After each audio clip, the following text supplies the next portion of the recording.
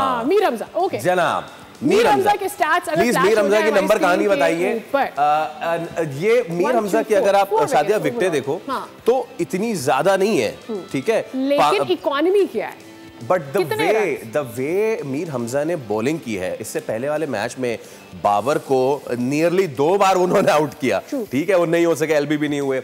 Then आज की भी बहुत जबरदस्त बॉलिंग हुई। उसकी बॉलिंग में इतना ज्यादा डिसिप्लिन नजर आया फैसल, दैट इज व्हाट जो हमने एक्चुअली कल अली रजा की बॉलिंग में भी देखा था कि भाई आप विकेटें ले रहे हैं या नहीं ले रहे, लेकिन किस डिसिप्लिन के साथ, किस लाइन के साथ बॉलिंग कर रहे हैं और कितना प्रेशर आप दूसरी टीम के ऊपर डाल रहे हैं, that is also important. So over to you Fawad भाई। फॉर देखिए जी, जैसे खुर्रम शहजाद हैं, same Mir Hamza first class का एक्सपीरियंस रखते हैं, उन्हें बॉल करनी आती है, बॉल पे उन्हें कंट्रोल है, नया बॉल उन्हें करना आता है, पुराना बॉल करना आता है, एक्सपीरियंस बॉलर हैं।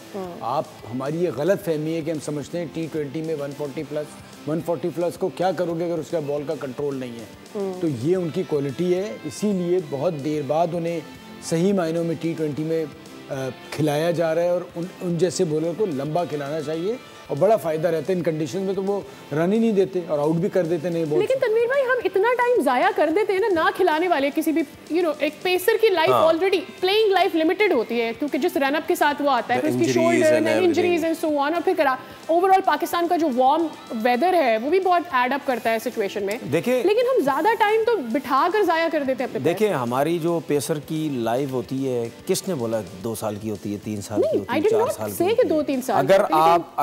अगर अब मिसाल के तौर पर अगर आप 25 साल में भी खेलते हैं, ये मैं उनकी बात बता रहा हूँ जो थोड़ी सी फर्स्ट क्लास क्रिकेट खेल के आते हैं, अगर वो 25 साल में भी खेलते हैं। अमूमन अगर बहुत एक्स्ट्राऑर्डिनरी टैलेंट है अंडर 19 का, या जैसा अली रज़ा है, ये आपको एक टैलेंट नज़र आता है, इसको 1 आध साल 2 साल आप फर्स्ट क्लास क्रिकेट देखें, आप फ़ौरन लेके आए थे। लेकिन अगर डोमेस्टिक क्रिकेट में भी अगर कोई 25 साल की उम्र में आके खेल रहा है तो 35 तक इजीली क्रिकेट खेल सकता है, इजी। लेकिन 10 साल क्रिकेट खेल सकता है कि हम प्लेयर्स को बिठा के टैलेंट जाया करते हैं और जब लेकर आते हैं देखिए उन प्लेयर्स को बिठा के टैलेंट जाया करते हैं। एक तो जो परफॉर्मर्स होते हैं, ये आपके सामने एक मिसाल बैठी हुई है, इन प्लेयर को बिठा के टैलेंट जाया करते हैं, ठीक है। हम जैसे प्लेयरों को, ये बेताशा है मेरे जैसे जिन्होंने 400 500 आउट किए हैं, जिनको पहले खिलाना चाहिए था उनको 34 साल की उम्र में खिलाया।